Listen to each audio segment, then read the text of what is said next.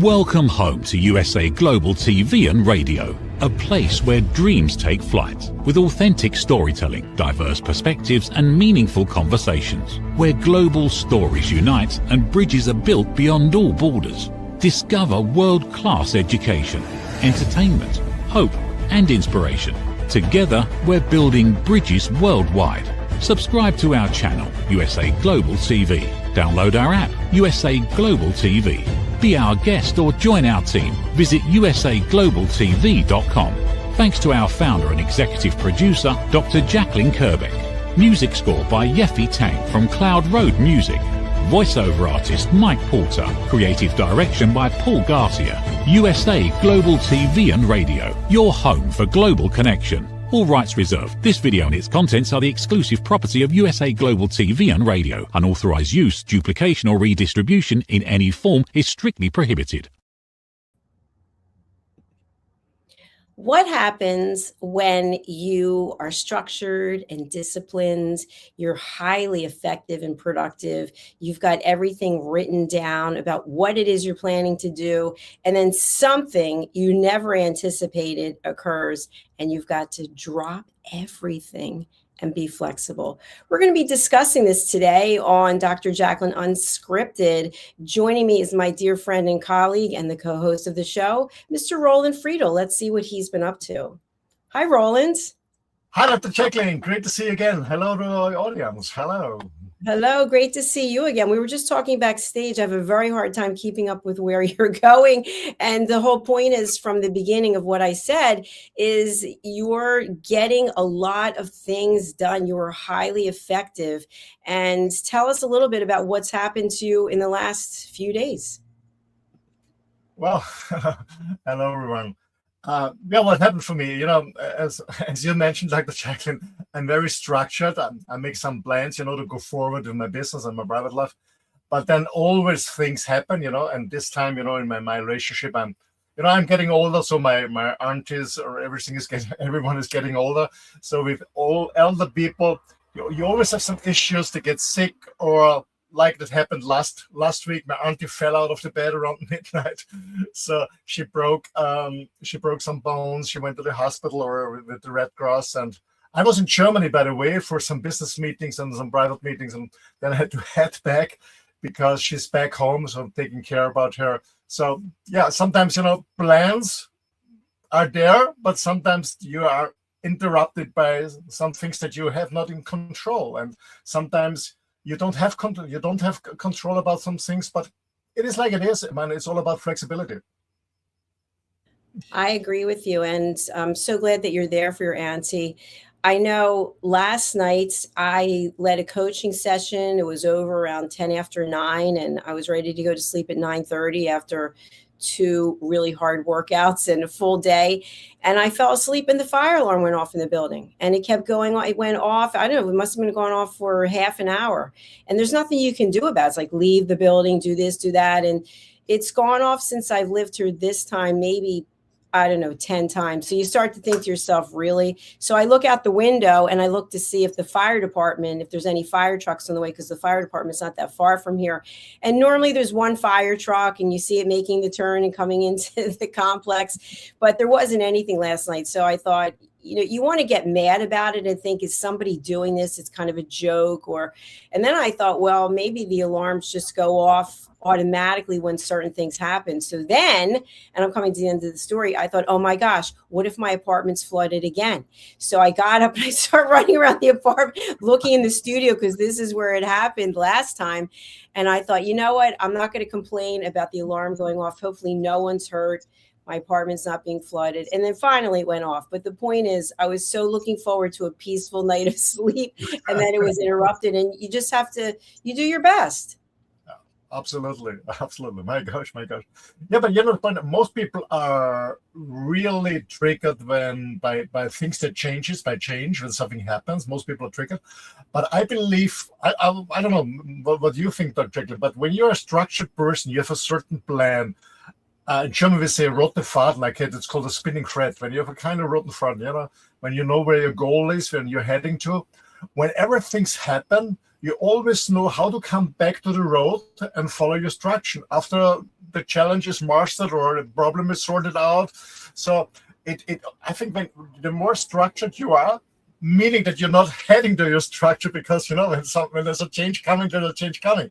Because some people are very structured, but they try to keep the structure, keep going, but it's not working because something changed. But when you can let go for a while, sort out a problem or handle a challenge, whatever, but then you just come back and follow your routine.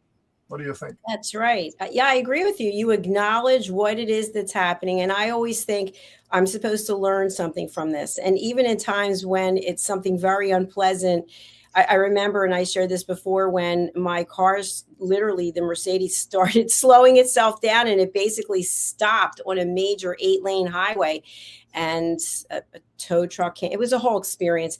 But I thought to myself, the lesson was, make sure that you are prepared in the future if this happens. Make sure you have water in the car, make sure, whatever it might be, you've got to be prepared because you just don't know. But to your point, there are times and people I've worked with, people I know, when something goes off kilter, it completely stops them in their tracks. And I always think, why aren't you expecting something? You might not know what it is, but why aren't you anticipating that something is going to go off the rails? Because that's how life is. It's a journey. 100%, 100%. And as I said, it's always a learning. And what I learned is, because, my partner, she always said, you stay so calm. You never freak out, whatever happened. And sometimes really bad things happen. When you remember when I was traveling back from Italy, I couldn't get into my motorhome and stuff like that. I never freak out. So I always stay calm, because what I learned is, okay, step back, start breathing, inhale, exhale, start breathing. Yeah, and coming down. And the next thing is, instead of falling into a victim manner, victim mindset. Why does it happen to me? Why is it always me, poor boy or poor girl? Stepping back, breathing, and then, okay, what's the issue? I think most people have a biased perception. And I think it's all about being very clear, getting clarity. What are the facts? And then what are the next steps to sort it out? And therefore you need calmness. And for me, it helps just breathing, stepping back, breathing, slowly coming back, and then, okay, getting clarity, because I think clarity is so important, because when we have clarity, we have security. And when we have security, then we can step forward and move whatever happened on the way on our journey. Absolutely. I agree. And I'd like to also add what I found through exercise and working out. This just happened, I think it was on Friday, in this class that I take, which is interval training between running and sprints, and then going on the floor and doing various core work and weights. I was doing a shoulder press with one arm, and I picked up a heavy weight. I think it was 30 pounds. And I was trying to do 6 reps. And my arm started shaking. And all of a sudden, for a moment, I thought, oh my gosh, because you could rip your shoulder out, right? You could fall backwards from the weight. And I thought, just hold it where it is and just breathe, and you will make a decision. But first of all, calm your heart rate down. Nothing's going to happen. Just hold. You don't have to go any higher. Just hold it here. And so I then said to myself, afterwards, I put the weight down, and I thought, okay, what was I supposed to learn from this? And it was basically, you were on your second class and you already did however many sets in the first class. Don't pick up a heavier weight in the second class, maybe go with a lighter weight. And so it was kind of a training for me to say, okay, figure out where you are and work with it then. But I could have easily, and then I could have ripped my shoulder out. Anything could have happened. And it's the same thing now when I'm on the treadmill. I fell off the treadmill last year in August, and now I'm back to running. And so yesterday, when the coach says, put something else on, add another 0.5 or take the incline up 2 or whatever it might be. So I thought, you know what, I'm going to do it in moderation, and I'm going to take that out of my mind that I'm going to fall, because now I know the panic button, the stop button is right in front of me, and all I have to do is hit boom and it'll stop. But I didn't realize that when I fell in August. I just never even looked at the machine. I don't know if you've ever seen treadmills, but they have stop. They have whatever it is in your language that you can just hit it and the machine will stop right away. Yeah, you have an emergency button. Yeah, exactly. Yeah. Actually, one question maybe interesting for our audience is, when we talk about structure planning, do you use any digital gadgets or a manual book? How you structure your day? Do it structure by every hour, or some people structure by every 15 minutes? How clear are you, or how specific are you when you are planning your day and your week? My calendar it's in my phone, obviously, but it's also on a yellow legal pad with the lines. And what I do is I sit down on a Saturday or Sunday and I handwrite Sunday, June 14th. And then I put 8, 9, 10, 11, 12. I put from 8 in the morning until 9 at night. And I do the same thing for every other day.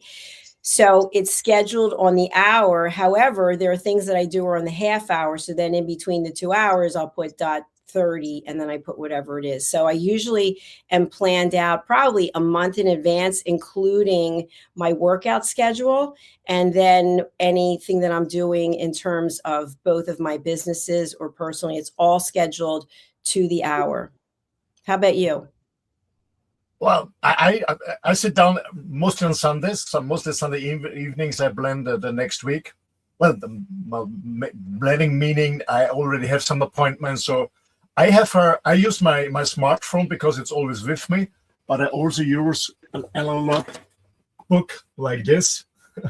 I love it. Oh, nice! I like that too. Chance planner that looks like this. And I always write down my goals, my vision, everything, and then my calendar. What I do is, of course, when I do a TV show, for example, or having a Zoom call or whatever, I'm very precise in the timing. But when I say, okay, let's work next week, I'm working on a book, or I'm working on a new business concept, or I'm working this and that, I make blocks of 3 hours. I make 3 hour blocks.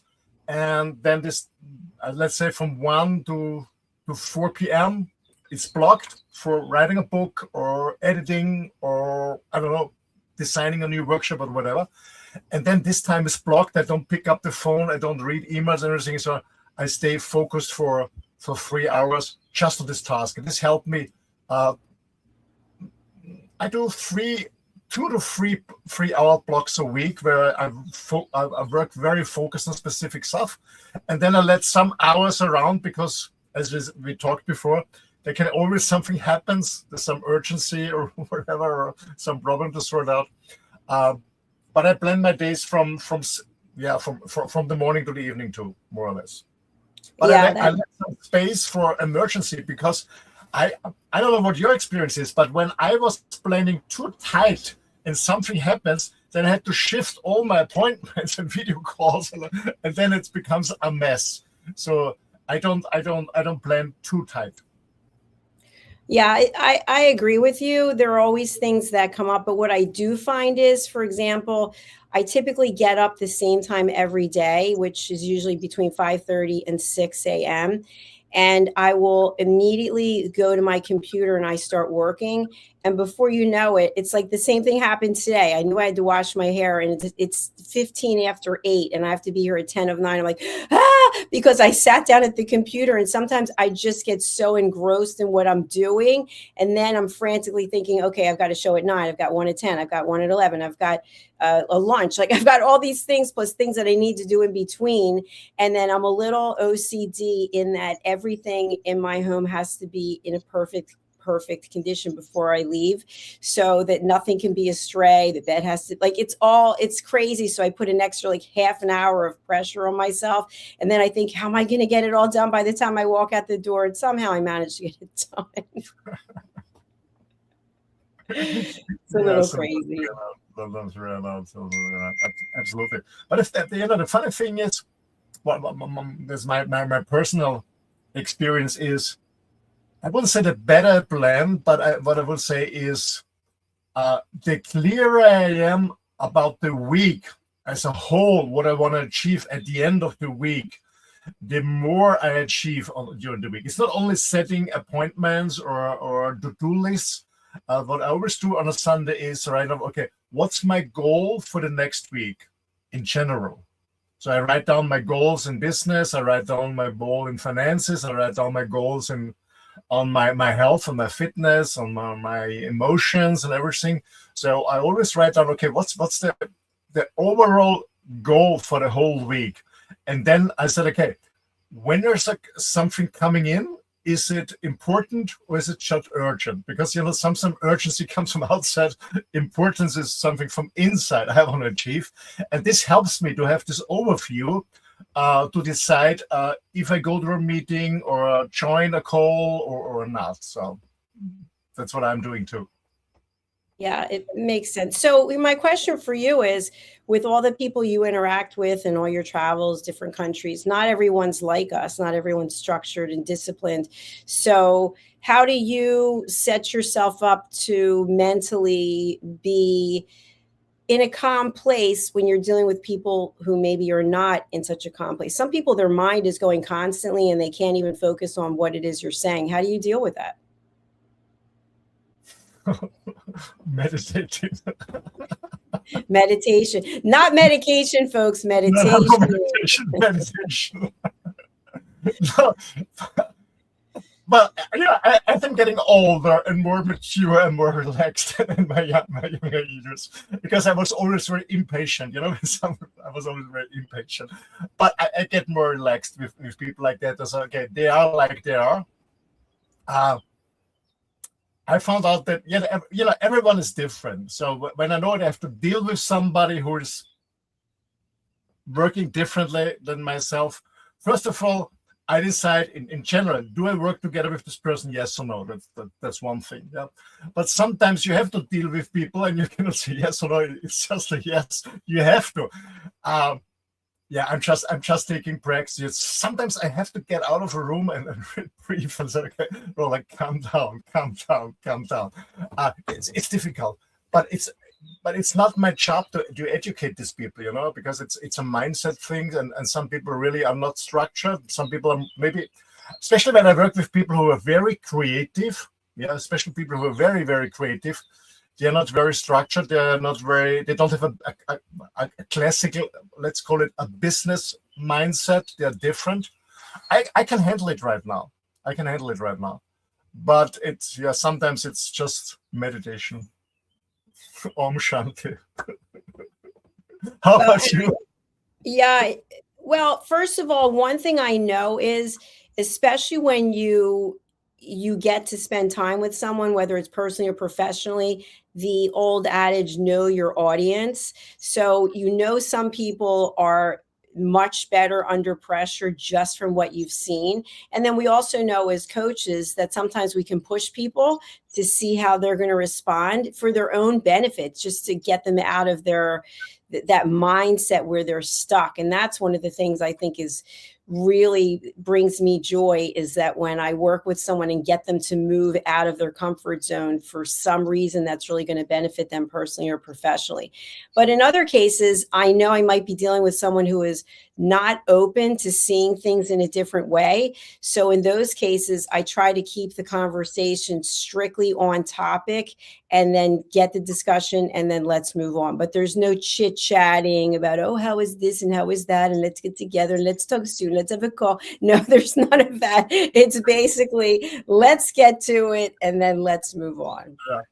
Here in Europe, because, I'm traveling all the time around Europe and in the north and the south and the middle, and there are different countries, different cultures. And, especially when you're in the south, people they want to warm up, they want to socialize. they're not straight, when you come too straight with them in a business like this, first of all, I don't know, have a dinner together or lunch together or drink something together. And, they always say, no, come down. It's a nice day. Don't hurry, we can do business later. And when you come like myself, from Austria and Germany, Austrians and Germans are very structured normally, and it's a little bit different. And I remember when I moved to, I've always been traveling, but when I moved full-time to Spain many, many years ago, the first year, to be honest, I was really struggling with their mentality. Now I'm used to it. I know when I meet somebody from, I love you guys. I love the Spanish people. I love the Portuguese. I love them all, the Italian people. But I know right now when I go to a meeting, to be honest, I know that most of the time they're not on time. Most of them, they're not on time because I'm always on time. mostly not on time. It is like it is. So I bring a book with me or something, because most of the time I have to wait 10, 15 minutes. They're different. So I can handle it right now. But in the beginning, it was really challenging for me because, most of the time we believe that everyone has to be like ourselves and everyone has to be self-responsible, have been engaged and something. But I learned not all people are the same, because otherwise everyone would be an entrepreneur and successful. But that's not the case. So people are different. And that's what I learned over the last decades, that everyone is different and everyone has a purpose or meaning in life. And it's not the same like mine. Maybe they're not looking in the same direction like myself. But we have to deal with one another because we are working on a business concept or whatever it is, or maybe it's a social gathering or whatever. We are just different. And I can handle it right now. I'm more calm. I'm more calm now, and I can accept it. But I also know where to spend time properly.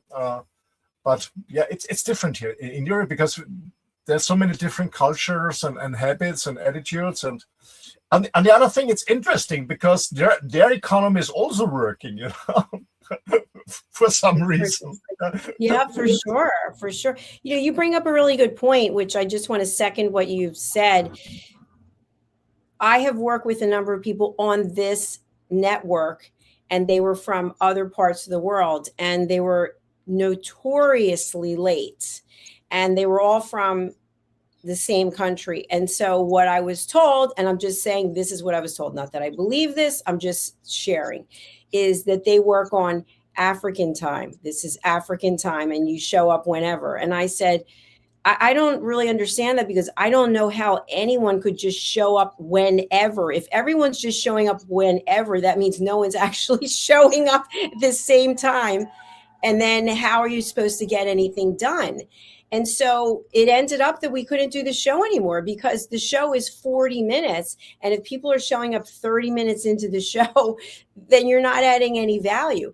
But I want to say, subsequent to that, I've worked with other people from the same country and never had that issue. So sometimes I wonder if we make things about us and then just come up with some kind of terminology to excuse the fact. Something that I think is interesting. I don't know if you've ever seen The Real Housewives of Beverly Hills. Yeah. Well, one of the people who are on there, the reality stars, Bravo celebrity, is Dorit, and she's always late. And they've coined the phrase Dorit time. She's on Dorit time, and she's had a lot of excuses. And then I guess after she had time to think about it, because there was a lot of backlash from the cast and also from the audience, she actually apologized. And I that's what I think is so important, that I don't believe any one of us is more important than another. It's basically we don't have time management skills. Because, Roland, I think this is key, and I want you to address this. Things happen, and then people will use that as an excuse. Well, I didn't know the drive was going to take so long. Well, you're driving the drive to work every day. You have to anticipate there's traffic. Why don't you look and see what the traffic is? Look up the GPS every day before you leave. You've got to plan that out. And the last thing I'll say is, when I have appointments, wherever it is I'm going, even when I work out, I always put it in the GPS, because if I'm trying to get to a class and I'm allowing half an hour and there's an accident, I need to know to go a different way. So to me, when people start giving excuses, it's because they're not planning out their day, and they should prepare. We have the ability to say, you know what, not everything's going to be perfect. Let me use the GPS. Let me find out what's going on with the traffic.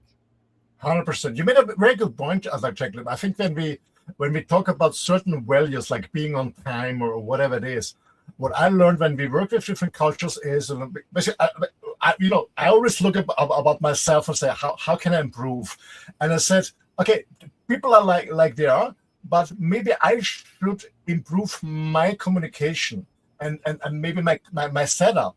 So what I learned is that let's talk about being on time. What you mentioned, being on time, especially in southern countries, most people, and not everyone, but most people are not on time. But a few people are, and they're successful. But anyway, so what I learned is when I set up a business meeting with some a call or whatever it is from a different area, And I know that they are sometimes not on time, or they have a different, I don't know, access to the time, whatever you want to call it. I always make very clear what I understand by being on time. And I said, okay, let's, for example, we start a meeting at 8 a.m. It doesn't mean the meeting starts at 8 a.m. and not at 10 past or 20 past. It doesn't mean that you show up not at 8 a.m., when it's at 8 a.m., you show up 10, 15 minutes earlier. So before we can have a short warm up, you can say hello to your colleagues, you can prepare a coffee so that we can start the meeting sharp at a.m. And that's what I learned, being very clear, because some people have different interpretation of some values. You know, what does it mean to be on time? What does it mean to be careful? What does it mean about whatever? So we have different interpretations, maybe because of our socialization, maybe because of our cultural background. So what I learned is, because then I'm sorry for that, but then I'm less pissed off at the end of the day. I try to communicate very clear with every person what my expectations are and what I mean by being on time, or what I mean being when about a deadline or something like that. And then and then they can handle, they can deal with it. And so I learned that I have to communicate very clearly what I understand on a different value or different expectations I have on people when I work in a team, for example. I think that's a terrific point and a great way to set everyone up for success. One thing I remembered in corporate was we had a new manager who came in, and there were meetings a certain day every week. And what he would do is he would close the door, and he would not permit it to be open. I want to say he locked it, but I'm trying to envision in what world there might be a locked conference room. But I remember, I think it was locked, so you couldn't get in. And people they would have all kinds of excuses. Well, my kids this, and their school that, and the nurse and this and that. And so basically what people learned was, whatever it is that you're dealing with, you're not getting into that meeting unless you're there on time. And all of a sudden, mysteriously, people started showing up on time. And in the beginning, they were very angry because they felt like they had to make all these changes in their life, and how dare he keep us out. But it was a known fact that if you're working for this guy, he held meetings on Mondays, and they started at 8 o'clock in the morning. And so what I think is so interesting about this is, by setting a boundary and having a standard, other people had to change their behavior. And if they didn't want to change their behavior, they could find another job. They had options. That's a very good point. I remember in my process, one of my team members, I did the same when I had a meeting. I locked the door, who was not sharp on time there. I did this. I remember there was a young lady, she has 2 kids. She said, Roland, I can't be on time because I have to bring them to kindergarten and stuff like that, blah, blah, blah, blah. And I said, you know what? You're an amazing mom, because I met you in private. I was at your home. You're an amazing mom. It's wonderful. Let me ask you just one question. How can you be a perfect mom? And what can you do to be a perfect mom and bring your kids to the kindergarten safely and show up in a meeting on time? What can you do? And she looked at me. What do you mean? Yeah, what can you do? And she said, well, I can get up earlier 15 minutes. And so, oh, okay, maybe that's working. You know what I mean? Is giving responsibility back to them. But just a question.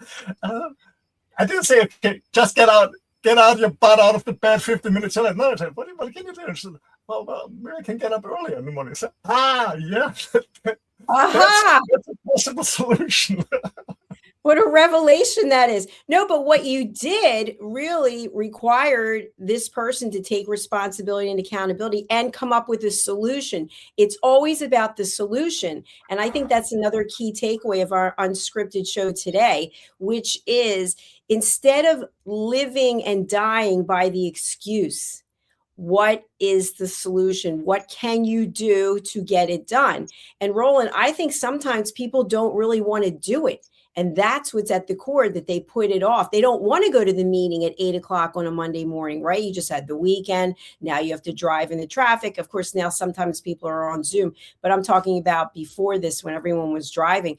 And so it's really like, oh, I don't want to go to that meeting. How dare he have a meeting on Monday? I'll just show up when I want to show up, as opposed to, oh, I get to go to this meeting. I get to have this information that's going to be shared. It's turning it around. Yeah. I think that this medal has two sides, you know. Some people really have this victim mood. They always think they're a victim of the circumstances. They don't get an idea that they can, yeah, I would say that they have to be in the driving seat and being clear about which direction they're going. So some people really feel this victim mood or about the circumstance. Yeah, I'm a mom, maybe I'm a single mom, and blah blah blah blah. I said, yeah, okay, but that's one thing. And the other thing, when we talk about meetings, I always talk to managers like, the meeting must be so sexy and so interesting that everyone is rushing to it. To be honest, some meetings, I mean, I was in the corporate world, you've been in the corporate world, some meetings are so boring. Boring. Yeah. So I think that's the other side of the medal, you know. I mean, when you're a team member and there's a meeting and you know, oh, I have to be there because I get great information, I can learn something, I can improve, I become a better team member, I can make more achievements. Then I do everything to be there. Yeah, there are two sides of the medal. It's really true. And what I also think is that when we embrace it and look at it from that perspective, opportunities start coming our way because we've removed that blockage and that ego-based mindset where I get to do this. This is opportunity that I wouldn't have otherwise. And sometimes we realize, you know, it's actually not for me. I'm not interested in driving 60 miles to go to work and sitting through meetings. And that's okay as well. But it's not about blaming someone else. It's about basically taking accountability. And let's go back to what we haven't mentioned, but what's super important is looking at that scale of happiness. How happy are you? So if you're happy doing what it is you're doing, then these things are gifts and they're rewards. But if you're not happy, you can find any number of excuses or reasons why you don't want to do something. 100%. You know, I remember when I was very, very engaged in the Just Plus business 30 years ago. Sometimes I was driving 6-7 hours on the. I started part time, so on the weekends when I was not in my corporate job, so I was driving on a Saturday morning, you know, 6 hours to go to a meeting on my expenses, my time, traveling costs, hotel costs, and people ask me, why are you doing this? They don't pay you. You pay them. I said, yes, because I want it. I want to learn. I want to get the information. I want to grow my business. I want it. And I think that's you know, this business owner, this entrepreneur mindset, but not everybody has this. You know, I remember when I was in the corporate world and I was organizing our weekend, really amazing weekend trips, you know, amazing spots. And people say, yeah, do I really have to join? I want to stay at home with my family, blah, blah. What the heck? You get paid. Not only the hotel and everything is paid, also you get paid, the time get paid. And people say, no, I don't want it. Oh. It is really interesting to see how people perceive things. This just happened to me recently. I'm not going to say specifically when, but I take 2 workout classes every day. And sometimes if I'm not going to Solid Core because I can't get in, you have to cancel within 10 hours. And sometimes with my work schedule, I don't want to pay the fee. So I might schedule that day. But anyway, when that doesn't happen, I'll take this class, this like interval training, and then the other parts on the floor. I'll take 2 of them back to back. So someone who was in the class saw that I was staying for the second class and just came up to me. I was on the treadmill and said, you know, you really shouldn't do a second class. What you should be doing is lifting weights. And I thought, well, I am going to be lifting weights if I'm spending half the time on the floor lifting weights. And I just said, well, I find that I'm getting a lot of value because I'm breaking it up with sprints and interval training. And this person continued going on. And I thought to myself, what this really is about, and this is how life is that the first class was hard. This person didn't want to do another hard class. They wanted to go lift weights. And I'm not saying lifting weights isn't hard, but it's not the same thing as doing cardio and sprints and interval up and, that's not the same thing. So because this person didn't want to do it, they were then putting their mindset onto me. And that's what we do a lot of times. Let's say someone's late for the meeting. And after the meeting, they say to the other person, it's really not that important to get here on time. I was dealing with my kids, all these excuses. They want to try to get the other person to go, oh, you know what? You're right. It's not that important. Maybe next week I won't show up on time either. Right? It's like that old misery loves company. We want to drag someone down with us. Yeah, absolutely.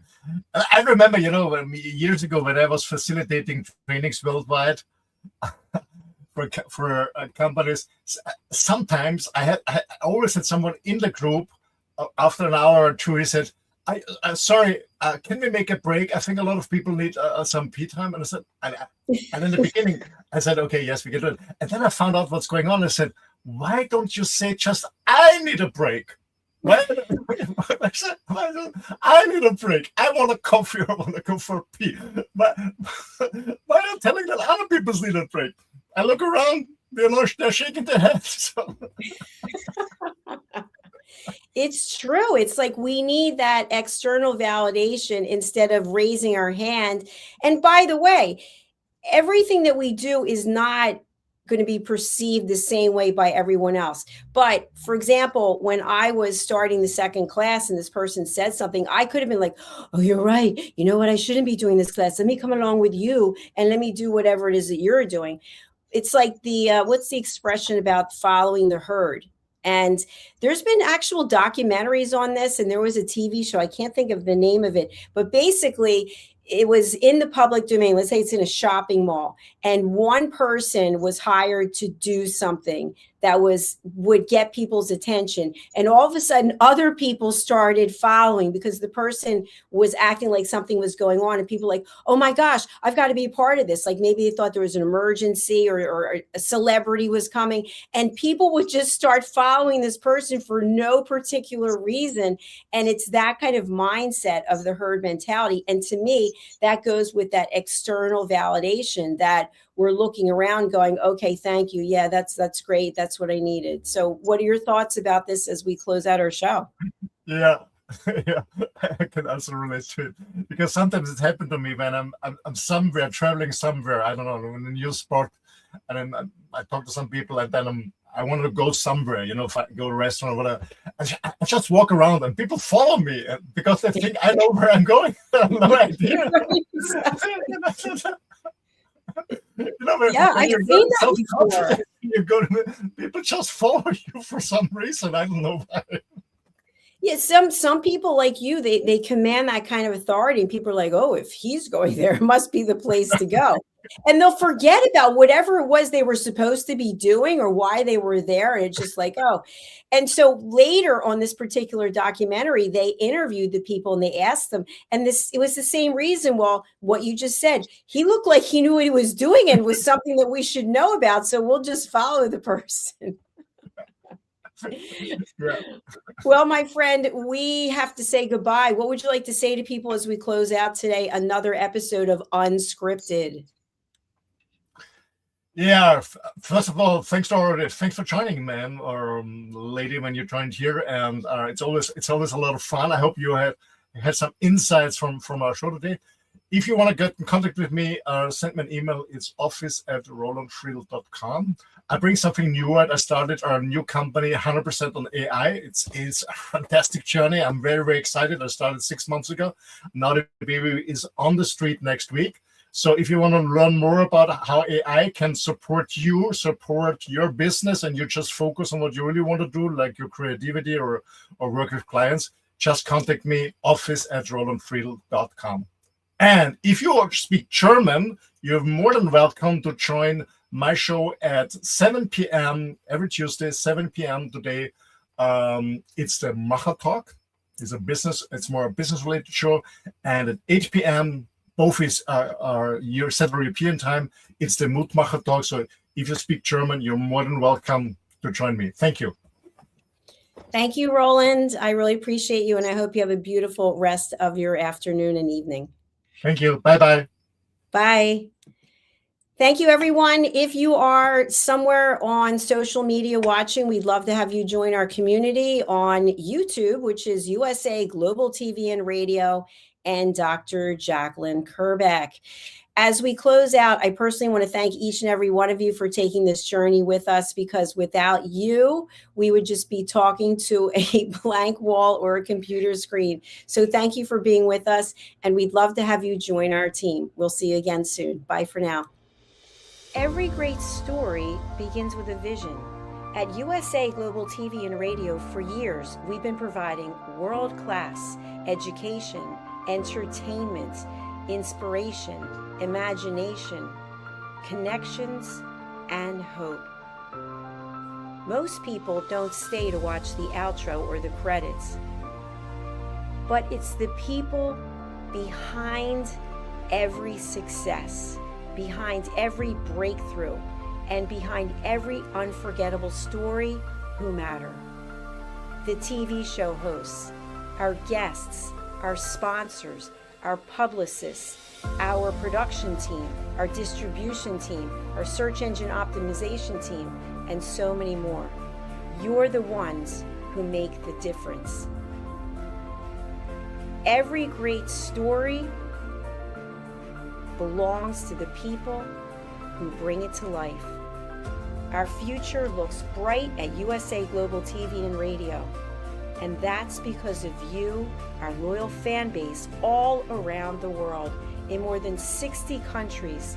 Together, we're making a difference because you matter. USA Global TV and Radio, live streaming to over 60 countries. Voiceover, Dr. Jacalyn Kerbeck. Video production and direction, Paul Garcia. Subscribe to our channel, USA Global TV and Radio on YouTube. Thank you, viewers and listeners of USA Global TV and Radio, for joining us today. We're honored to have your time and attention as part of our global community. At USA Global TV and Radio, we believe in the power of authentic conversations, meaningful connections, and creating a world of possibilities together. Want to be part of something bigger? Join our team of elevated listeners at usaglobaltv.com, a space where your voice matters and your ability to listen transforms relationships. Stay connected with us across all our platforms for thought-provoking discussions, expert insights, and empowering stories. Subscribe to our channels at youtube.com/c/USA-Global-TV. Follow us on social media and explore the endless opportunities we're creating for growth, learning, and inspiration. Together, we're not just broadcasting, we're building bridges and changing lives one conversation at a time. For inquiries, contact us at info@usaglobaltv.com. Produced by Executive Producer and Director Dr. Jacalyn Kerbeck. Voiceover by Mike Porter. Creative direction by Paul Garcia. All rights reserved. Visit usaglobaltv.com to view our full terms and conditions.